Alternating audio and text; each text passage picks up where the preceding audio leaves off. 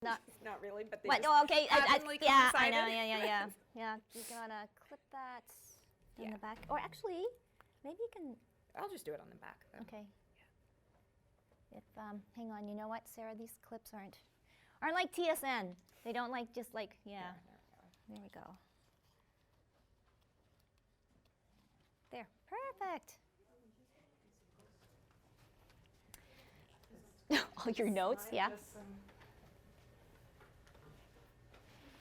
I'm just gonna say, like, how come you're not wearing your stiletto heels from the commercial I was seeing? Oh, that's all I was looking at. Look at her shoes. I love those shoes. Oh my God. Yeah, what you.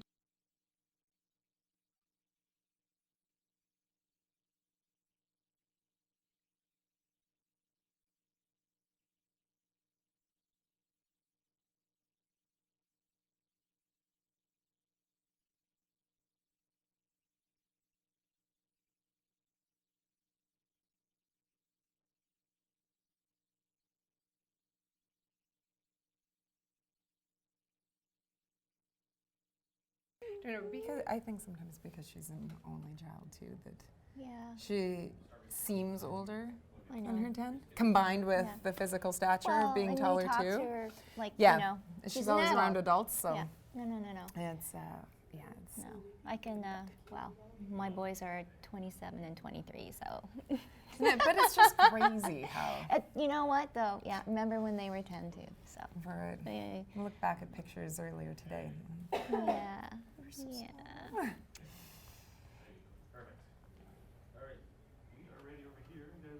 Yeah, and you know what? You can start straight on a 2-shot because this will be edited or whatever and into another piece. Okay. So, P2 is okay to look into? Can we bring it up a little bit? Yeah, and like you're doing football and then now hockey. Oh, I'm at the rink tomorrow. Okay, 6:45 tomorrow morning to do interviews. Which I know. you can appreciate. I've got, I think it's 17 tomorrow. Yes, and what's your name? Oh yeah. Okay, yeah. Pretty much. Oh, Sarah. But all good. Doesn't Ukrainian dancing just become a lot more easier? Just doing those pirouettes and turning, I know. Doesn't matter. We were just at a Ukrainian wedding on last weekend. Oh, really? Yes, and I was sung happy birthday by the Hoosly choir, or what members of the band, yes. Oh, no, it was great. They did the whole kind of, we call it the breakdance thing, and they were doing everything, the women and the men, and it was just like a whole performance. Yeah. It was crazy. You know, Remember when Shane Knighty had his 40th birthday, he went back in time and started doing some Ukrainian dancing, which I did not think was advised. But he did it. Next day, knees, I think, from what I hear, were a little bit sore. He realized he wasn't quite as young as he thought he was. That's crazy. We are good. Okay. Yeah, we are. You can count us down there. All right, in 10 seconds. 10, 9, 8, 7, 6, 5, 4, 3, 2. Well, we have a very special guest here at the Gallagher Charity Classic. It has been a cold day, but all the players are back in. But September, yes, the Jets start, but also September marks the, I guess, homecoming or welcoming of this beautiful lady here, Sara Orlesky. You know what? The Jets, yes, but I'm rooting for you all the time. And it's hockey season, and Sara, you are like as common a name in the house as Ehlers and, you know, whoever. But you know what? You are such a great host for this tournament. Thank you. And we thank you because, hey, you know what? It's a room full of mostly guys. Yeah, it is. You know, I find that that's kind of, you know, the story of my career, though, is so often being that, you know, surrounded by a large group of men predominantly. So, but it's such a wonderful event here that I've been so fortunate to have been able to have been a part of and support of True North Youth Foundation, and it's a foundation causes, especially with Project 11, that are very near and dear to my heart over the years. that I've had the good fortune to be involved in. So the fact that I get to keep coming back here every year and I get to see so many wonderful people while helping raise money just means a lot to me. Well, you know what? And besides that, though, I mean, homegrown and your career, Sarah, you know, and I mean, in this day and age, right, is, you know, women empowerment and your career at TSN. I mean, I've seen it and I love it. I guess let's go back, though, and how it all began for you. Well, I always knew that I wanted to be in sports broadcasting, so that was always the goal from a young age. So I used to always watch, in particular, football with my dad, and I thought, oh, that job looks so cool. They get to be down on the field, they get to be where all the action happens, and so that was when it first started to grow and foster in my mind that it could be something to look into. And then when I was going to university at Simon Fraser University out in Burnaby, I had made a deal with that was the communications director for the sports department at that point, and I said, look, I would love to help you out, just I will write press releases, I'll write articles, whatever it takes, just make me the deal that if any media come up to cover these sports programs, you'll introduce me, because I didn't know anybody out there, and I thought networking would be my best opportunity. And kind of one thing led to another, and I was fortunate enough to get a job behind the scenes as a sports producer on a weekend broadcast, and then quickly made the transition in front of the camera, and I've been there ever since, and it's been great. Well, you're a natural, but I mean, okay, so now where you are today, and you know, right now you're in the midst of juggling Bombers and now Jets start. So tomorrow is supposed to be a big media day for the Jets, and how many interviews do you have? Oh, I think it's something like 17. So my mind's going all over the place, because especially at this time of year, I'm juggling everything. So have a young family as well, so trying to get back into the swing of school and activities, but then all my sports colliding kind of in the fall as well. And I have so at this point in time of the football season, I even turn my attention away from just the Bombers and kind of expand, because I travel a lot more during the fall for football. And then, with the Jets picking up as well. So it's constantly kind of shifting hats back and forth, but it's a good problem to have. Well, and guys will always ask you about all the players. I'm kind of wondering, how now do you juggle work-life balance and with family? I mean, you're watching every game, right? Yeah. Regardless of what it is. And that's the challenging part with it. So I'll often, I think it drives my daughter crazy that if I can't watch a game at some point, then I'll often have earbuds and I'll be walking around, I was at least listening to the radio call of something, or I'll be doing various things. So it's a lot of juggling, and I think that sometimes like everybody, regardless of career, that's trying to juggle family and professional life, that sometimes you do it better than others. Sometimes you just drink a lot of coffee and hold on and hope to get through the day. But I hope that when it's all said and done, that the important thing for me is to obviously to reinforce to my daughter that she's the most important aspect of my life, but also to show her hopefully a strong role model of a woman that's able to have a professional career as well, and one that, although that it's become a little bit more conventional, is still not necessarily the norm, and to be able to, that if that's something that you want, that you work hard and hopefully you'll be able to achieve it. What were some of the, setbacks or some of the obstacles that you faced, besides the obvious, but I mean? For career-wise, I think it was just that when I started, I was young.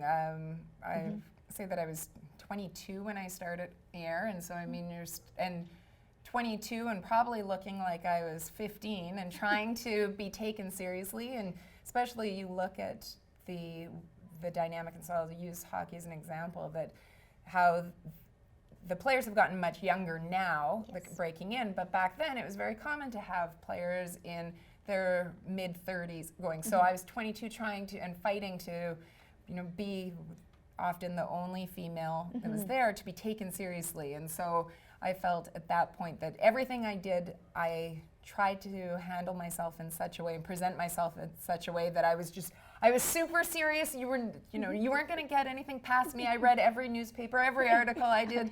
I practiced at home in front of the mirror all the time of doing different on-camera, everything, because I didn't want anyone to be able to have a reason to have a knock against me. And so it's something that I started pretty pretty young with, and then I've just grown up, and now I just feel like I've Now you been can, around forever. No, but I think you know how to handle yourself when you get into a situation now, because it's right. It's practice. It's being in front of the camera. It's being put on the spot kind of thing. Yeah.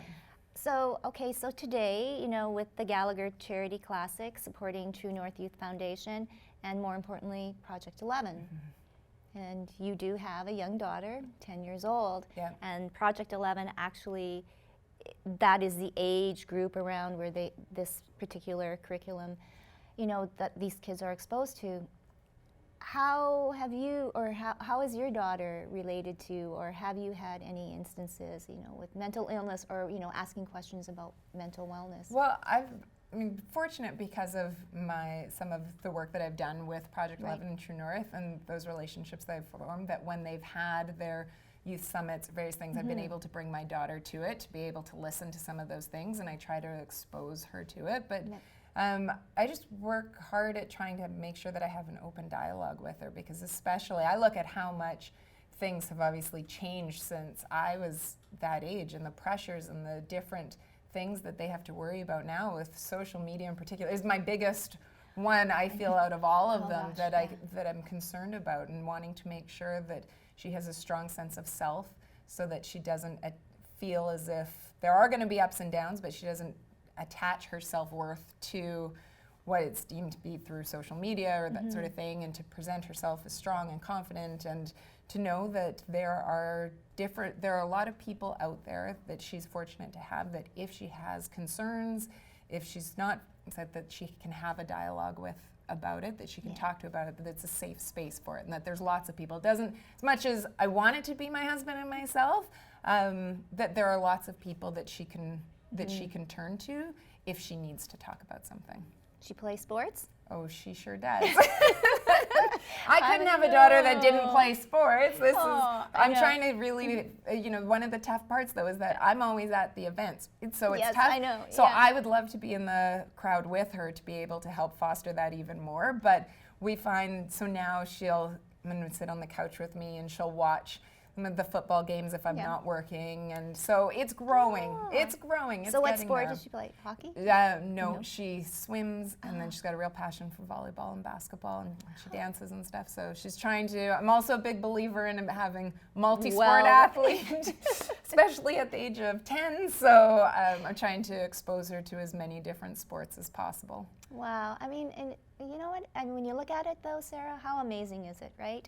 You can have the best of both worlds. Yeah. And I think that's how children just foster their own beliefs and confidence, which I really think is important. Yeah. And I guess to wrap this up, projecting now for the Jets. It's 80 games or whatever. It's a long season away. Last year is a different story. Yeah. Last year wasn't the greatest, but who knows? Absolutely. You know what? One of the great things with sports is that you can always look at things on paper and say, this is how things should project out, this is how things should be. But as we all know that, it rarely runs smoothly or the way that one's predicted, and so there's always different storylines. There's a lot with the team this year, so there's a lot of intrigue, I think, going into this year and seeing how they do and what will once again be a tough Central Division.